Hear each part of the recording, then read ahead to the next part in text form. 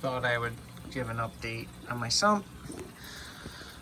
If anyone's been following the channel, they know that I had to empty the tank out. Adding the sump was adding just too much water to the system and reset everything. It lost its nitrogen cycle.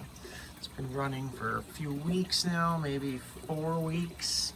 It has finally bounced back. It is now showing nitrite and nitrate and ammonia. I'm doing a fishless cycle. I don't know if my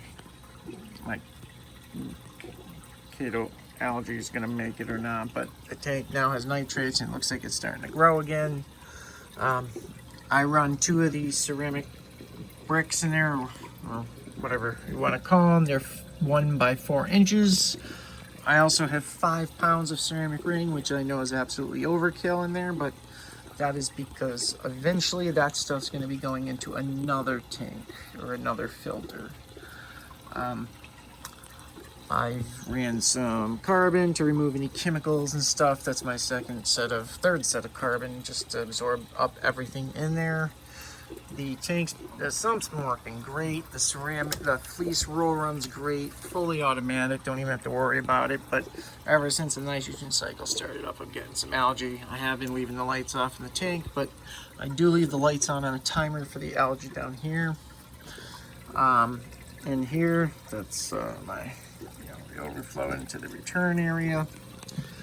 It's all looking good. The return pump's been working now for a couple months straight with no problems. Disregard this line, that was just an experiment. But I have not updated this stuff over here. I'm still using my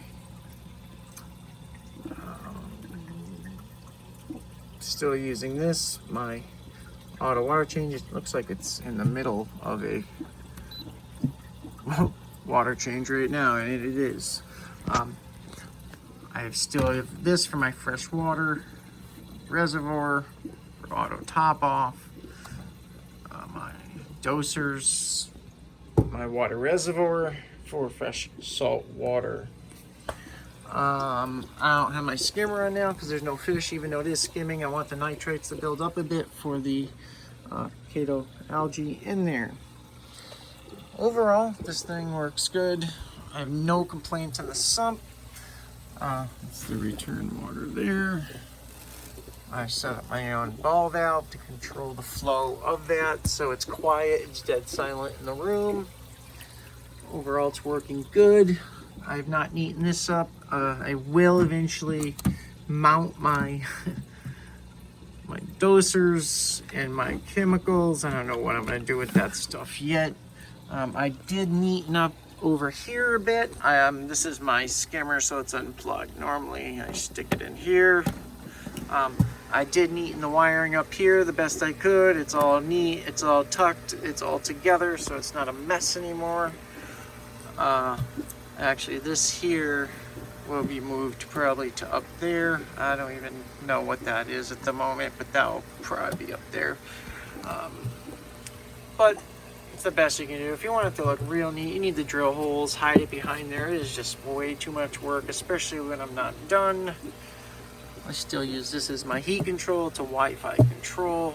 As soon as I turn my skimmer on, you can see it starts skimming immediately. It's a pretty wet/dry skim. It gets some thick stuff out. I just don't believe it's necessary right now because there's no fish, and I want nitrates for the algae to absorb and survive.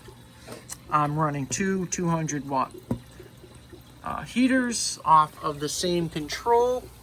If one fails, at least the second one will continue to heat.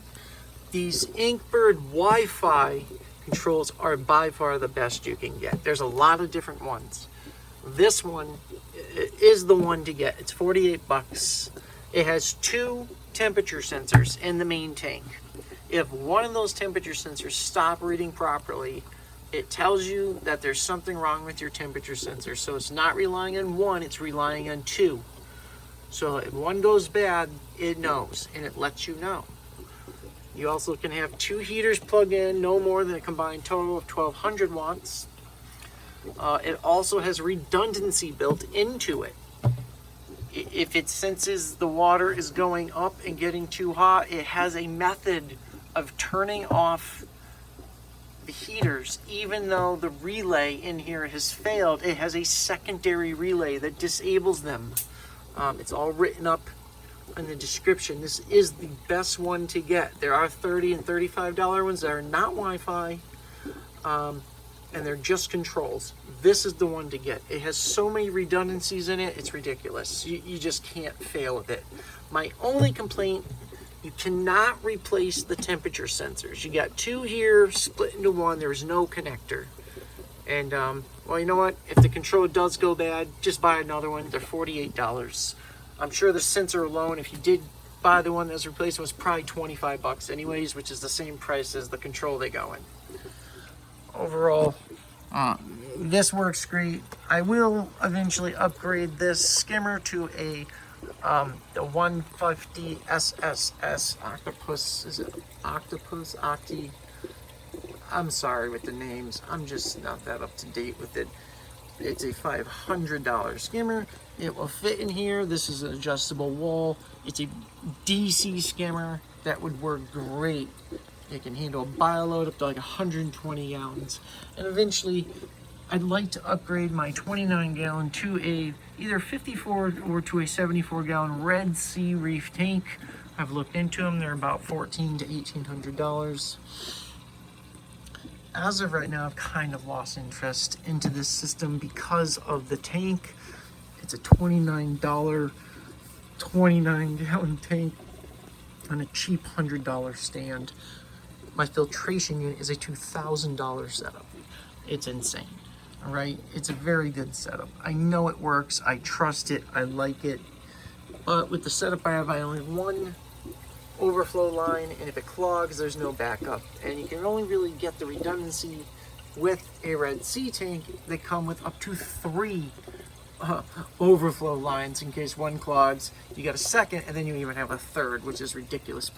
But I found that the other tanks don't do that. I would like to do a manifold, but this is a small pump. It's a 1,000 gallon per hour pump. If I was to do it, I would have to upgrade to a 1-inch line, which is this, do a manifold here, and then go up. This pump is not going to be able to handle that type of load. I do have the 1,900 gallon per hour one, but running it on a 3/4 inch line makes 0 difference in pump flow, which tells me it needs a bigger line. So that 1,900 gallon per hour is my backup just in case this one fails. But this one's been working great. It's dead silent. You can only hear it if you literally stick right up against to it. Probably still can't hear it. Okay, it works. It seems to do what it's supposed to. I took it apart and cleaned it after a month of sitting here and running, and it looked as good as new inside. There was nothing in it, no slime, nothing. It comes apart. This one just twists apart. There's not even screws. Its controls here, once again, very simple. It's linked to my phone, so this control doesn't even get used, but it does work if you fiddle with it. Overall, the auto water change smart touch control works great. I don't fiddle with that. Basically, that sits there running. I have it on an every 3-day schedule water change, auto top off. And that's all there is to it. It just works. It's as simple as that. Using this and this, algae management, and this to keep my alkalinity up. No fish in the tank, nothing is critical now. I will eventually need to do some reorganizing. I would have loved to put this down there so that I could have used all of this for electronics, but all these pumps are limited to a certain amount of head pressure, and I'm pushing it at 9 feet with it where it is. And even if I went with a Ecotech one that says 22 feet, it's still really gonna work it hard if it has to go up 9 feet through fittings. Each fitting, an elbow reduces another foot, which means it's gonna be pushing like a 15-foot head pressure. These are not pressure pumps, and they're not designed for it. I'm amazed that this pump's been running now with no problems. The control does not get warm or overheated. I'm really curious to see how long this lasts. If this thing can last a year or more with no problem, then these are really good pumps, because they highly recommended that I don't do the setup with this pump, because because it can't handle a 9-foot head. But I'm gonna see if I can prove them wrong.